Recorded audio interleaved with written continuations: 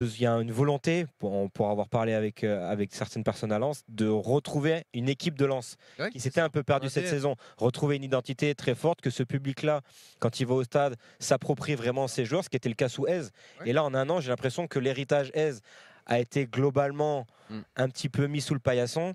Et là, il y a cette volonté un petit peu de réduire les strates, que ce soit dans le domaine sportif et même dans l'organigramme total du club, pour resserrer autour de certains hommes de confiance. Et Gourlian reprend, je trouve, un petit peu plus, avec ses choix, ce rôle de président et avec ses hommes de confiance pour repartir sur une aventure entre guillemets saine. Ça ne veut pas dire que ça va être la bonne solution. Oui. On verra déjà au bout de 6 mois et au bout d'un an. Mais Lens veut redevenir Lens, en fait. Je trouve que c'est à son échelle. C'est un club qui est un pavillon témoin de ce qu'est la Ligue 1 depuis plusieurs saisons.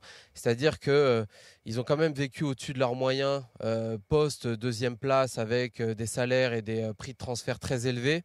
Et je trouve que c'est quand même, entre guillemets, inquiétant, dans le sens où est-ce qu'il y a des clubs comme ça qui sont, allez, on va dire, sur la deuxième chapeau, pour reprendre votre expression, et qui ont la possibilité de passer dans une forme de régularité au niveau, au chapeau, et tu te rends compte que financièrement, mine de rien, il y a toujours un plafond. Parce que est-ce qu'on attend de ce club qui soit un deuxième comme ils l'ont fait derrière le Paris Saint-Germain, quand même un point du Paris Saint-Germain, ou est-ce qu'on attend de ce club qui soit un club de milieu de tableau? Ça va être à eux de nous donner la communication. La réponse je te l'ai donnée, c'est 6-9. Le positionnement, c'est entre la 6e place et la 9e place. Mais là, cette saison, ça tourne bien. Non, mais là, il va avoir une conférence de presse, sûrement, avec les nouveaux hommes. Je sais pas ce que j'attends de Lens, personnellement. Moi, je vais voir. Moi, 6-9, c'est un très bon objectif. C'est un très bon objectif. C'est qu'à Bollard, il y a le feu.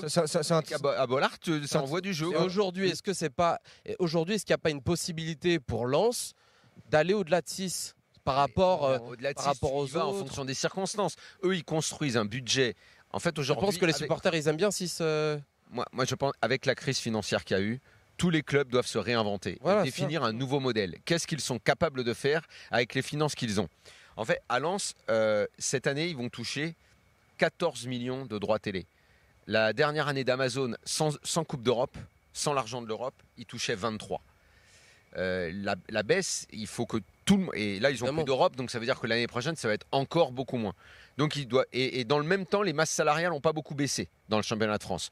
Donc, tout ça doit suivre et ça va venir dans les années qui viennent.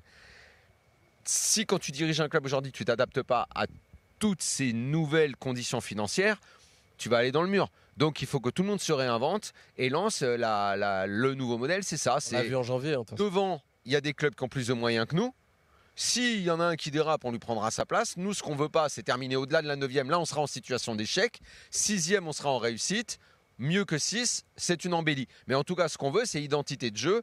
Je le redis, le côté à Bollard, J'attends le choix du coach. Ou quand une équipe venait, tu savais qu'elle allait se faire remuer dans tous les sens.